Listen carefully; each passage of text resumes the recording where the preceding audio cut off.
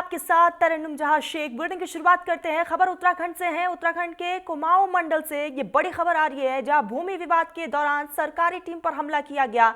महिला पटवारी और कानूनगो के साथ अभद्रता हुई है। सरकारी दस्तावेज फाड़ने की भी कई गंभीर आरोप लगाए गए हैं। घटना आई सामने और इस पूरे मामले को लेकर अब जांच पड़ताल की जा रही है। आपको बता दें कि जमीन नाप जोख के दौरान ये घटना हुई है। रामनगर में सरकारी ड्यूटी पर तैनात एक महिला पटवारी और कानूनगो पर हमला किया गया है। ये घटना उस समय हुई जब वे जमीन की नाप जोख करने के लिए पहुंचे हुए थे।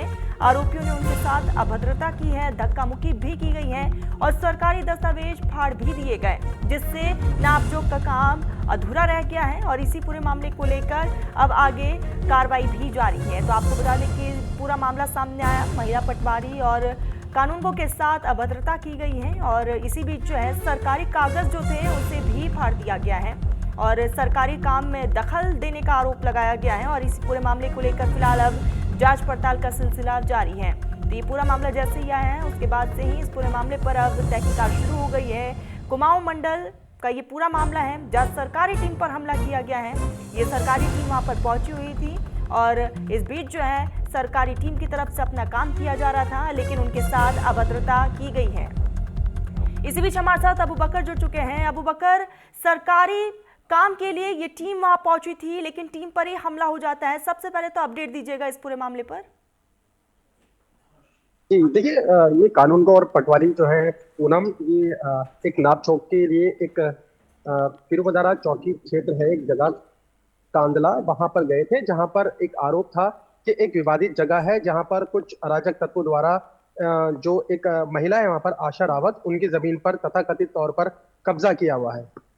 उस नापजोक करने के लिए ये पूरी टीम वहां पर पहुंची थी। जैसे ही टीम वहां पर पहुंचती है तो जो वहां पर अराजक तत्व थे उनके द्वारा टीम के साथ अभद्रता की गई, गाली गलौज और जान से मारने तक की धमकी दी गई। इसके अलावा जो सरकारी दस्तावेज थे उसको पूरी तरीके से फाड़ दिया गया। जैसे ही इसको पूरे मामले की सूचना मिली, तिरुमदारा चौकी क्षेत्र से पुलिस टीम एक जो है मौके पर पहुंची और जब तक पुलिस टीम वहां पर पहुंचती है तब तक वो जो अराजक तत्व थे वो वहां से जा चुके थे। जी अबू बकर, क्योंकि सरकारी काम पर बाधा डाला गया है और इस पूरे मामले को लेकर अब किस तरह से कार्रवाई को अंजाम दिया जा रहा है? क्या मुकदमा दर्ज हो चुका है? जी देखिए, पुलिस ने इस पूरे मामले का संज्ञान ले लिया है और जो दोषी हैं उनके खिलाफ मुकदमा दर्ज कर जांच भी शुरू कर दी है और सुबह से एक पुलिस की टीम जो है वो दबिश के लिए रवाना हो गई थी। जी क्या ये जानकारी मिल रही है कि आखिर ये हमला क्यों किया गया है? इसको लेकर कोई अपडेट? देखिए, ये हमला इसी बिना पर किया गया है क्योंकि जो राजक तत्व है उन्होंने जमीन पर कब्जा किया हुआ है और लंबे समय से जो आशा रावत है वो शासन और प्रशासन से गुहार लगा रही थी कि हमारी जो जगह है उसको नाप और जोक किया जाए और ये जो कब्जा अवैध तौर पर इन लोगों ने किया गया है इससे हमें निजात दिला जाए। जी जानकारी ये भी दीजिएगा कि क्या इस पूरे मामले में अब तक कोई गिरफ्तारी हुई है?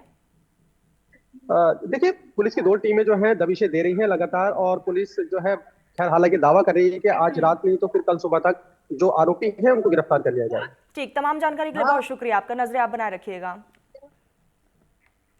खबरों में आगे बढ़ते हैं। 2027 विधानसभा चुनाव से पहले राजनीतिक दल अपनी तैयारियों में जुट गए हैं और इसी बीच बीजेपी ये दावा कर रही है कि चुनाव से पहले कांग्रेस के नेता उनके पाले में आएंगे और कांग्रेस को हार का सामना करना पड़ेगा। इसको लेकर अब कांग्रेस प्रदेश के अध्यक्ष गणेश गोदियाल ने बयान दिया है। उन्होंने साफ तौर पर कहा कि बीजेपी की ये बात हमारी इस बात को सिद्ध नहीं करती है। बीजेपी चोरी से चुनाव जीतती है, चाहे वोट चोरी से हो या कैंडिडेट चोरी से, उनको अपने कैंडिडेट पर भरोसा नहीं है। उनकी नज़र हमारी लीडरशिप पर है। हम चोरी करेंगे और चुनाव जीतेंगे, लेकिन हमारी जनता के पास ये ताकत है कि वो चोरों को सबक सिखा सकती है। इसीलिए अगर बीजेपी हमारी सेकंड लीडरशिप चोरी करके जीतना चाहती है तो जनता उन्हें सबक सिखाएगी। ये तो हमारी इस बात को सत्यापित करता है कि वो चोरी से चुनाव जीतते हैं, चाहे वो वोट चोरी से और चाहे वो कैंडिडेट चोरी से। मतलब उनको अपने कैंडिडेट पे भरोसा नहीं है। वो हमारे कैंडिडेट पर नज़र है कि सेकंड लीडरशिप को हम चोरी करेंगे और तब चुनाव जीतेंगे। मैं प्रदेश की जनता का आह्वान करना चाहता हूं कि इन चोरों को सबक आपकी ताकत सिखा सकती है। हमारे जो लोग हैं, वोटर हैं, नागरिक हैं इस प्रदेश के, उनके पास वो ताकत है कि वो चोरों को सबक सिखा सकते हैं।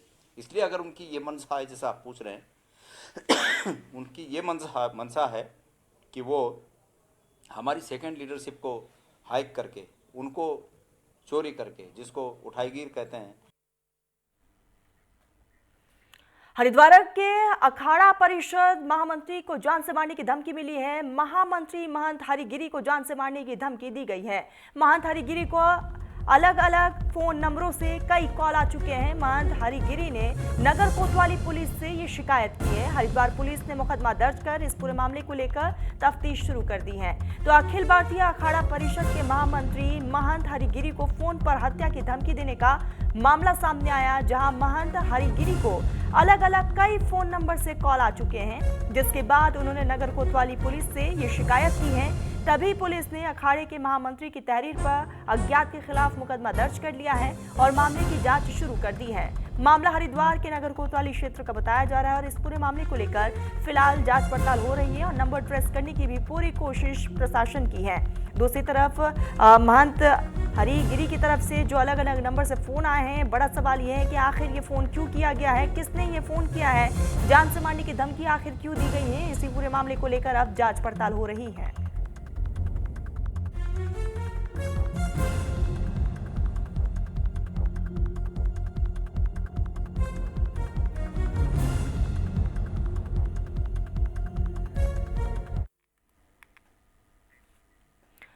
हरिद्वार में जानलेवा चाइनीज मांझे से हादसे थमने का नाम नहीं ले रहा है, जहां पर बुधवार को एक युवक फ्लाईओवर पर बाइक से लौटते समय मांझे की चपेट में आकर गंभीर रूप से जख्मी हो गया।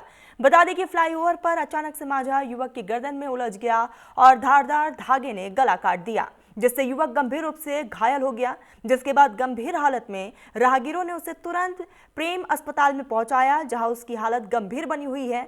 घटना के बाद से जिला अधिकारी मयूर दीक्षित ने सख्त कार्रवाई के निर्देश जारी करते हुए चाइनीज मांझे की बिक्री पर तत्काल रोक लगाने और विशेष अभियान चलाने के आदेश दिए हैं। वहीं डीएम ने चेतावनी दी है कि प्रतिबंधित मांझा बेचते हुए यहाँ पर दुकानदार अगर पकड़े जाते हैं तो उनके खिलाफ सख्त कार्रवाई होगी। पूर्व में भी घटनाएं हुई हैं, जो ये चाइनीज मांझा जैसा जो चीज़ है, जिसकी वजह से कि काफ़ी हादसे और स्पेशली टू व्हीलर्स आदि पर जो लोग सवार करते हैं, उस पर हादसे की जो घटनाएं होती हैं, उसको लेकर सभी एसडीएम्स को और पुलिस में सीओस को डायरेक्शन दिए गए थे। लगातार इस पर हम लोग छापेमारी कर रहे हैं। कल हरिद्वार और रुड़की में, भगवानपुर में, सभी जगह ऐसे हमने कुछ स्टोर्स आइडेंटिफाई किए जहाँ पर इसकी बिक्री भी हो रही थी। उन पर हम लोग विधिक कार्रवाई भी कर रहे हैं। जो सामान था उसको जब्त भी कर लिया है। इसके अतिरिक्त सभी व्यापार मंडलों से भी हम लोग के जो एसडीएम से वार्ता कर रहे हैं कि कोई भी इस तरह का कोई भी सामान ना बेचे। मंडल के बैनर तले हमारे प्रतिनिधि मंडल ने, जिसमें पूर्व पार्षद प्रीत कमल सारस्वत जी, हमारे युवराज बिस जी, हमारे बहुत ही समाज सेवी युवा साथी डॉक्टर स्मित एरन जी, अन्नी अग्रवाल जी, हमारे सचिव सोनू चौधरी जी, हम सभी ने मिलकर सिटी मजिस्ट्रेट महोदया को जानलेवा चाइनीज मांझे की रोकथाम को एक पत्र सौंपा है और जिसकी कॉपी हमने प्रेषित हरिद्वार वरिष्ठ पुलिस अधीक्षक को भी मेल के माध्यम से की है, हरिद्वार जिलाधिकारी को भी की है और मुख्य सचिव को भी की है। हमारी मांग हर वर्ष की तरह इस वर्ष भी यही है, ये जानलेवा चाइनीज मांझा प्रतिबंधित है, इसकी बिक्री पर रोक लगाई जाए और इसके प्रोडक्शन पर रोक लगाई जाए, इसकी सप्लाई को बैन किया जाए, कहाँ से आ रहा है और किस प्रकार से हमारे बॉर्डरों से हरिद्वार जिले की सीमा में घुसता है। उत्तराखंड में बढ़ते वाहनों के साथ साथ अब सड़क किनारे अनरेगुलेटेड गैराजों और अनट्रेंड मैकेनिकों की संख्या तेजी से बढ़ रही है। ये न केवल ट्रैफिक और गंदगी की समस्या बढ़ा रहे हैं, बल्कि वाहनों की खराबी और आग जैसी घटनाओं का खतरा भी बढ़ रहा है। जुगाड़ वाहन और अवैध मॉडिफिकेशन भी बड़ी चुनौती बने हुए हैं। अब परिवहन विभाग ऐसे गैराजों पर सख्ती की तैयारी कर रहा है। रिपोर्ट दिखाते हैं कि और ये भी समझाते हैं आपको कि आखिर अब आने वाले समय में क्या कार्रवाई हो सकती है।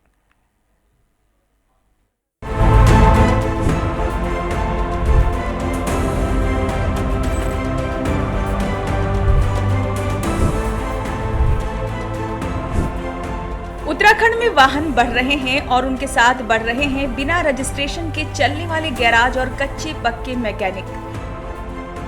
शहरों से लेकर हाईवे तक ये अनरेगुलेटेड वर्कशॉप न केवल ट्रैफिक जाम की वजह बन रहे हैं, बल्कि खराब क्वालिटी के पार्ट्स लगाने से वाहन खराब होने और आग लगने का खतरा भी बढ़ा रहे हैं।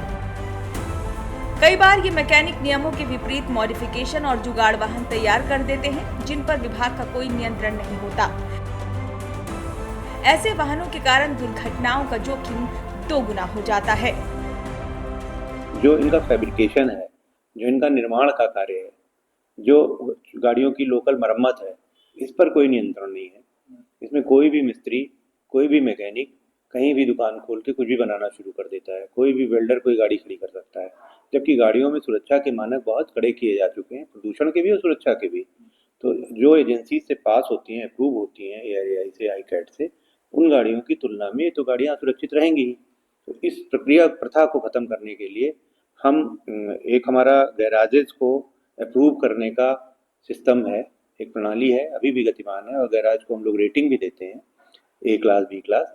लेकिन हमारे पास ये नहीं है कि इसके बिना अगर कोई गैराज चलाएगा तो उस पर कोई नियंत्रण नहीं। परिवहन विभाग अब ऐसे सभी गैराजों का रिकॉर्ड तैयार कर रहा है। योजना है कि अनट्रेन्ड मैकेनिकों को नोटिस जारी किए जाएं और बिना लाइसेंस और बिना ट्रेनिंग किसी भी तरह की वाहन मरम्मत पर रोक लगाई जाए। जुगाड़ वाहनों के खिलाफ भी अभियान चलाया जाएगा। गैराज चलाने के लिए लाइसेंस अनिवार्य। मैकेनिक के लिए न्यूनतम शैक्षिक योग्यता और ट्रेनिंग जरूरी।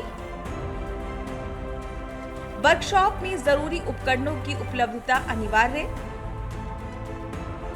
ISI मानक वाले पार्ट्स का ही उपयोग। वहीं अब बिना मानकों के संचालित गैराजों पर शिकंजा कसा जाएगा। कुल मिलाकर राज्य में अब सिर्फ योग्य मैकेनिक और मानक के अनुरूप वर्कशॉप ही चल पाएंगे।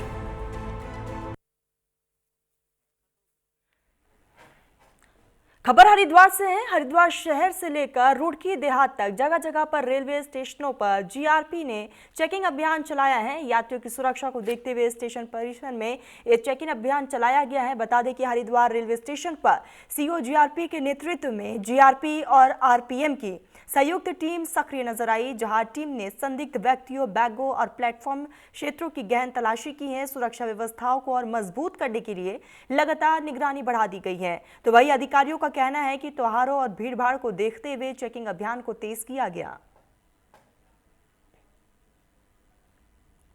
ये GRP और RPF द्वारा संयुक्त रूप से सेकंड चेकिंग समय समय पर करी जाती है।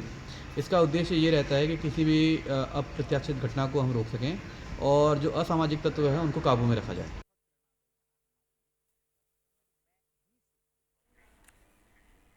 विकासनगर के पचवाधुन क्षेत्र में अवैध कॉलोनाइजर गतिविधियों पर प्रशासन ने बड़ी कार्रवाई की है, जहां प्रशासन ने कार्रवाई करते हुए करीब 100 बीघा प्लॉटिंग को बिना अनुमति के जमींदोज कर दिया है। बता दें कि कई लोगों की गई अनियमितताएं प्लॉटिंग पर यह कार्रवाई की गई है। SDM विकासनगर के निर्देश पर चली इस कार्रवाई में MDDA के सहायक अभियंता, कनिष्ठ अभियंता और भारी पुलिस बल मौके पर मौजूद रहे। वही प्रशासन का कहना है कि कृषि भूमि पर अनधिकृत प्लॉटिंग किसी भी हालत में बर्दाश्त नहीं की जाएगी।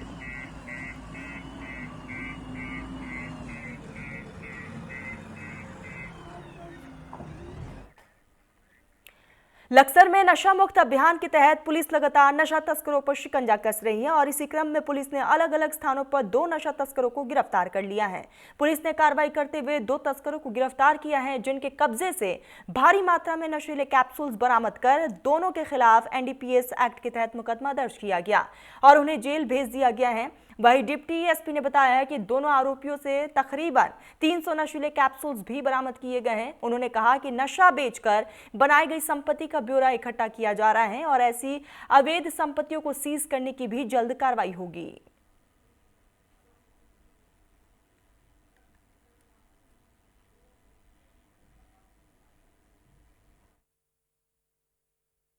नशा मुक्त देवभूमि अभियान के अंतर्गत SSP महोदय के आदेशानुसार जो सर्कल लक्सर में निरंतर प्रिवेंटिव कार्रवाई चल रही है, जिसमें कल की तारीख में कल और परसों 2 अभियुक्तों की गिरफ्तारी हुई है। तकरीबन 300 ट्रामाडोल कैप्सूल जिनके द्वारा बरामद हुए हैं एवं निरंतर सर्कल स्तर पे ये अभियान चलाया जा रहा है कि नशे में लिप्त जितने भी अपराधी किस्म के व्यक्ति हैं उनके विरुद्ध कार्रवाई निरंतर जारी रहेगी। साथ ही साथ जो नशा मुक्त देवभूमि अभियान है, इसमें जागरूकता अभियान भी चलाया जा रहा है। छोटे बच्चों एवं स्कूलों में निरंतर गोपालगंज के तिरंगा चौक पर आजाद समाज पार्टी के जिला अध्यक्ष के नेतृत्व में संविधान दिवस मनाया गया, जहां संविधान दिवस कार्यक्रम में कई सांस्कृतिक कार्यक्रमों की धूम देखने को मिली है। कार्यक्रम में बड़ी संख्या में भीम आर्मी, आजाद समाज पार्टी के कार्यकर्ता और अन्य लोग शामिल हुए। इस अवसर पर भीम आर्मी के जिला अध्यक्ष ने बताया कि हम संविधान दिवस मना रहे हैं, जो कि बाबा भीमराव अंबेडकर ने बनाया था। उनके बनाए गए संविधान का हम सम्मान करते हैं और हम कहना चाहते हैं कि हर भारतवासी को संविधान पढ़ना चाहिए, संविधान की जानकारी होनी चाहिए और हम संविधान निर्माता बाबा साहब को नमन करते हैं। बता दें कि इसी के साथ रंगारंग कार्यक्रम भी आयोजित किए गए। इस मौके पर पुलिस प्रशासन ने सुरक्षा व्यवस्था के पुख्ता इंतजाम किए थे। भी बहुत बहुत धन्यवाद संविधान उत्सव दिवस की, क्योंकि ये संविधान दिवस मेरा नहीं है, आपका भी है। वो संविधान की देन है कि आप भी पत्रकारिता कर रहे हैं और आपके तमाम दर्शकों को और मेरे तमाम क्षेत्रवासियों को, देशवासियों को, जिले के क्षेत्र पर प्रदेशवासियों को भी मैं शुभकामनाएं देना चाहूँगा आज के दिन की, कि वो सुनहरा दिवस है, जिस दिवस की वजह से आज हम यहाँ सड़कों पर परमिशन लेकर बाबा साहब की बदौलत जो है संविधान दिवस मनाने का कार्य कर रहे हैं। और प्रत्येक देशवासी गर्व होना चाहिए कि सुंदर संविधान, इस संविधान दिवस के अवसर पर हर व्यक्ति को आज का दिन याद रखना चाहिए और उस संविधान को जरूर घर में स्थापित कर उसको पढ़ना चाहिए, क्योंकि जिस संविधान ने हमको सारे अधिकार दिए, हमको व्यवस्थाएं दी, उस संविधान को हम सलाम करते हैं। काशीपुर में एसएसपी के सख्त निर्देश पर शहर भर में हाई लेवल नाइट चेकिंग अभियान शुरू किया गया है, जहां पर लगातार जिले में चल रहे चेकिंग अभियान के तहत पुलिस ने फ्लैग मार्च और चेकिंग ड्राइव निकाला है। आपको बता दें कि इस बीच जो है मुख्य मार्गों पर हर वाहन की बारीकी से जांच हो रही है। बताते चले कि जनता की सुरक्षा को ध्यान में रखते हुए पुलिस की कड़ी कार्रवाई जारी है।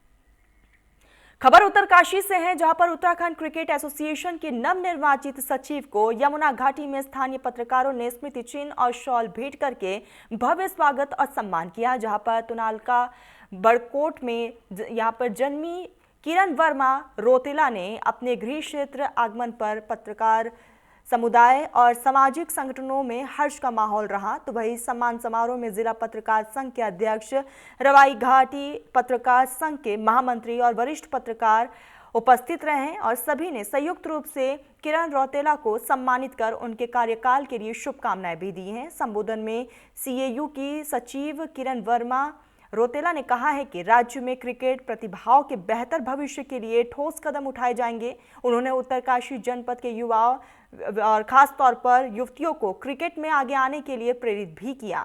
कार्यक्रम में स्थानीय लोगों और पत्रकारों ने उनके प्रयासों की सराहना करते हुए आशा व्यक्त की है कि आने वाले समय में उत्तरकाशी सहित पहाड़ी जनपदों में क्रिकेट प्रतिभाओं को राष्ट्रीय स्तर पर पहचान मिलेगी।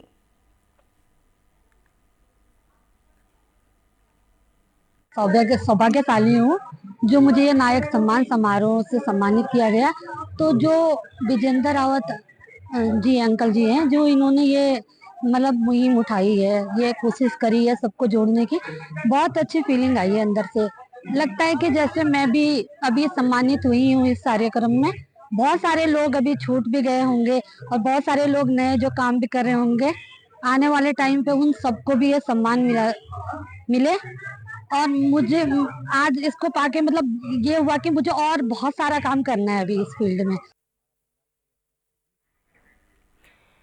तो वही उत्तराखंड में सम्मान नागरिक संहिता लागू होने के बाद भारी तादाद में लोग अब यूसीसी के जरिए आवेदन कर रहे हैं और इस कानून के तहत उत्तराखंड में रहने वाले सभी नागरिकों के लिए विवाह, तलाक, गोद लेना और उत्तराधिकार जैसे व्यक्तिगत मामलों में एक सम्मान कानून है। देहरादून के नगर स्वास्थ्य अधिकारी ने कहा है कि अभी तक नगर क्षेत्र के माध्यम से यूसीसी के लगभग 25,000 आवेदन प्राप्त हुए हैं और लिव इन रिलेशनशिप की बात की जाए तो इसके लिए 36 आवेदन आए हैं, जिसमें से 24 स्वीकृत किए गए हैं। साथ ही बता दें कि यूसीसी को लेकर देहरादून नगर निगम के 100 वार्डों में जागरूकता अभियान भी चलाया जा रहे हैं, जिसके जरिए लोगों को जागरूक करने का काम हो रहा है।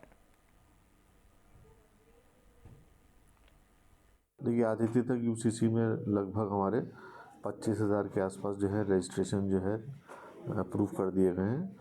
साथ ही साथ इसमें लगभग हमारे 36 रजिस्ट्रेशन जो हैं इसके अतिरिक्त लिविंग रिलेशनशिप्स के लिए आवेदन प्राप्त हुए थे, जिसमें से 24 जो है गुण दोष के आधार पर जो है स्वीकृत कर जो है लोगों को फॉरवर्ड कर दिए गए हैं।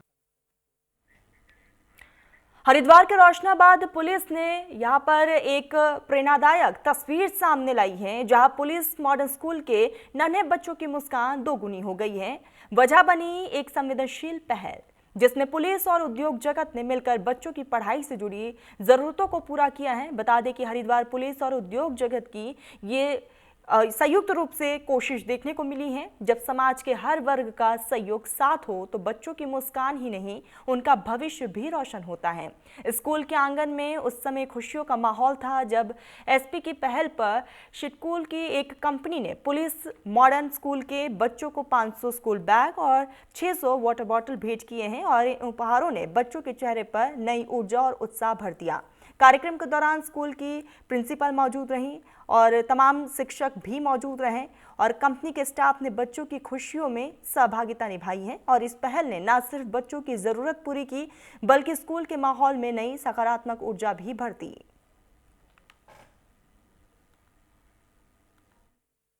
विनीत कुमार है, मैं HR हेड हूँ फिनोलेक्स केबल्स लिमिटेड कंपनी में।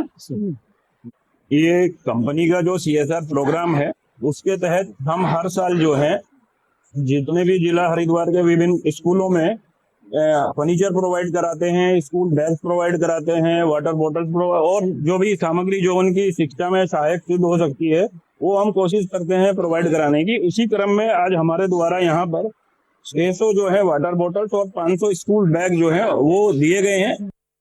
हम पिछले साल से कोशिश कर रहे हैं कि CSR में ज़्यादा से ज़्यादा एजुकेशन फील्ड में हम योगदान करवाएं लोगों से, और उसी परंपरा के चलते हमने, जैसे पिछले साल भी आपने देखा होगा कि हमने स्कूल के बच्चों को बोतल्स, बैग और बाकी चीज़ें कोशिश की है, तो इस बार भी उसी प्रक्रिया को हमने जारी रखा है और जो नन्हे बच्चे हैं सबको, पूरे PMS के सब बच्चों के लिए बोतल्स, बैग सबका इंतजाम किया है। बागेश्वर के झिरोली स्थित मेनसाइट कंपनी के कर्मचारी को पिछले 14 महीनों से वेतन नहीं मिला है और इसी संबंध में कर्मचारियों ने कलेक्ट्रेट परिसर में प्रदर्शन किया, जहां जिला अधिकारी को ज्ञापन सौंपा गया। कर्मचारियों ने चेतावनी दी है कि अगर उनकी समस्या का जल्द समाधान नहीं हुआ तो अनिश्चितकालीन धरना शुरू कर देंगे।